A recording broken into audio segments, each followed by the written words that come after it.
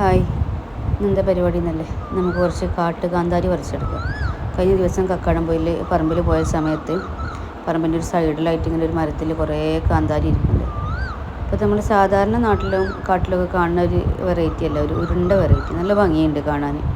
പൊട്ടിക്കുമ്പോൾ തന്നെ നല്ല സ്മെല്ലുണ്ട്, നല്ല എരിവിൻ്റെ ഒരു സ്മെല്ല് വരുന്നുണ്ട്. നല്ല ഭംഗി, നിറയെ കഴിച്ചിട്ടുണ്ട്. ഇത് നമ്മൾ നട്ടതല്ല, വല്ല കിളിയോ കാക്ക എന്തെങ്കിലും കൊണ്ടുപോയിട്ടതായിരിക്കണം. ഇത്രയും നല്ല രീതിയിൽ കാട്ടിൽ ഒരു വളവും വെള്ളമൊന്നും ഇല്ലാതെ ഇങ്ങനെ ഉണ്ടായിട്ടുണ്ട്.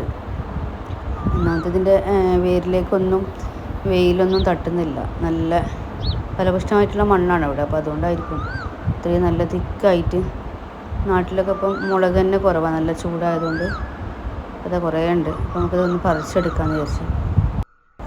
അപ്പോൾ അതാ പറിക്കാൻ വേണ്ടിയിട്ട് ഒരു ഇല കുമ്പിളെടുത്തതാണ്. കൊണ്ടുപോയ കവറിലൊക്കെ മാങ്ങയും ചക്കയൊക്കെ പറിച്ചെടുത്തു. അപ്പോൾ മുളക് ഇതങ്ങനെ ഇല കുമ്പിളെടുത്തിട്ട് ഇതിലേക്ക് പറിക്കാൻ വിചാരിച്ചു.